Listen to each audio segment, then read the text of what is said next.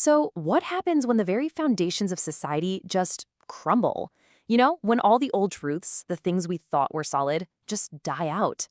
The philosopher Friedrich Nietzsche didn't just ask this question. He actually mapped out this incredibly dangerous and transformative journey for the human spirit. And today, we're going to walk that path together. I mean, this is the monster question Nietzsche was wrestling with. When traditional values collapse, humanity is left in this profound vacuum. He called it nihilism. And it's a moment of incredible freedom for sure, but also immense danger. If you have no map, where do you possibly go from there? Well, Nietzsche didn't just leave us hanging with a question. He actually tried to chart a course right through that wilderness. And he outlined this fascinating three-stage journey for the spirit. First up, we meet the wanderer, who manages to escape the old world. Then comes the free spirit, the one who experiments in this new wilderness. And finally, the philosopher, who actually creates a brand new destination. So this is our roadmap for today. Let's dive in. Now, our journey doesn't begin with some triumphant leap into the sun. No, it starts in shadow, in exhaustion. This is stage one, the wanderer, a figure who is defined almost entirely by what they've lost. So, who exactly is this wanderer? Well, there's someone who actually did it. They broke free. They ran away from the old masters, from tradition, from the morality of the herd. But that freedom, it just feels hollow. They're detached, kind of melancholy, and they're haunted by the shadow of their own skepticism.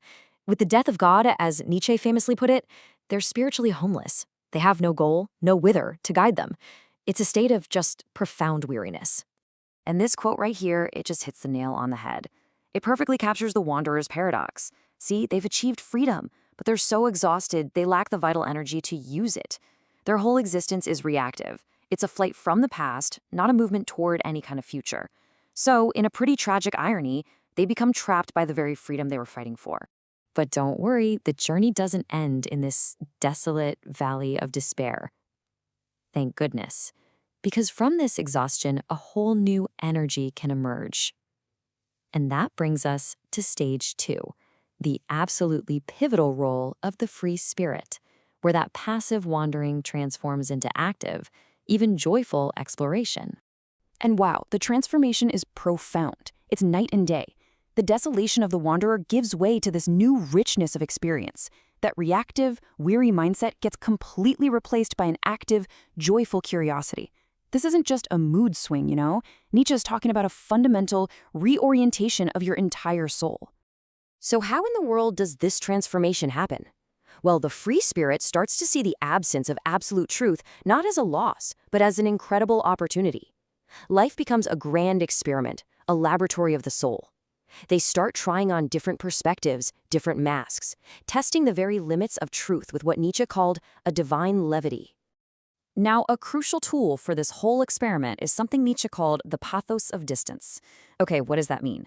Think of it as the ability to step back from the crowd, to look at what everyone else believes from a distance without getting swept up in it.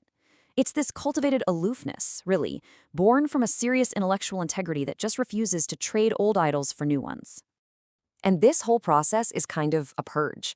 By mastering this distance, the free spirit learns to live dangerously, to stand right on the edge of the abyss without falling in.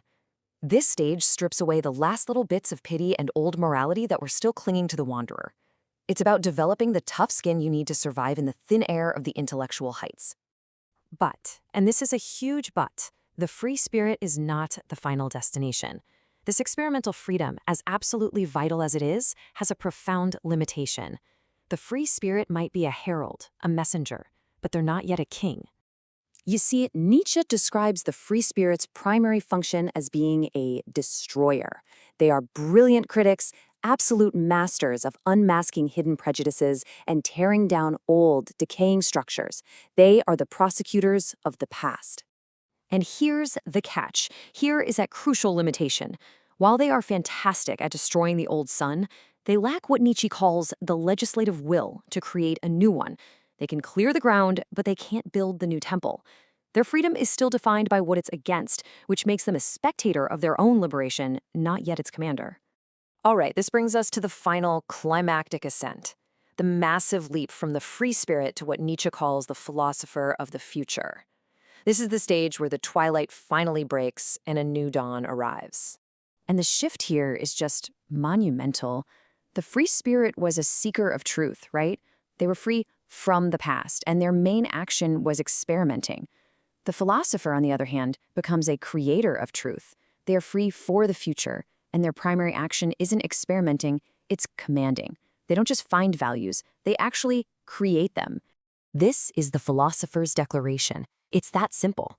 They don't ask for permission, they don't seek validation, they use their will to power, that fundamental drive we all have to expand our influence, to stamp their own image onto existence, legislating new values and simply saying, "It shall be so." So the philosopher takes all that iron and fire from the free spirit's intellectual journey, all that hard-won knowledge, and forges it into a sacred yes. This is a total, complete affirmation of life, one that creates new meaning and justifies all of existence. This leap, it marks the end of just seeking and the beginning of actually commanding human destiny. So after all that, what's the ultimate takeaway from this incredibly difficult journey? Well, it all hinges on the central role of that middle stage, the free spirit. Ultimately, the free spirit is the essential bridge. Think about it. Without this experimental stage, the wanderer would just fall into despair, into what Nietzsche called the nihilism of the weak. The free spirit is the one who provides the joyful science and all the raw materials, all those tested perspectives that the philosopher needs to build a new world. And this just lays out the entire ascent perfectly. The wanderer finds the exit from the old world. The free spirit forges a path through that dangerous, uncharted wilderness, and only then can the philosopher arrive and create the destination. You can't skip a step. Each one is absolutely necessary. The crucial lesson here, really, is that for Nietzsche, greatness isn't some single event, some lightning strike from the heavens. No, it's a gradual, difficult ascent. It requires passing through these shadow stages, enduring the loneliness of the wanderer and the dangerous experiments of the free spirit, before you can even hope to achieve that true creative power. And so, as always, Nietzsche leaves us with a question to carry with us. In our own lives, in our own personal development, where do we stand on this bridge? Are we escaping the past, experimenting with the present, or are we creating the future? The path is there. Thanks for exploring it with us.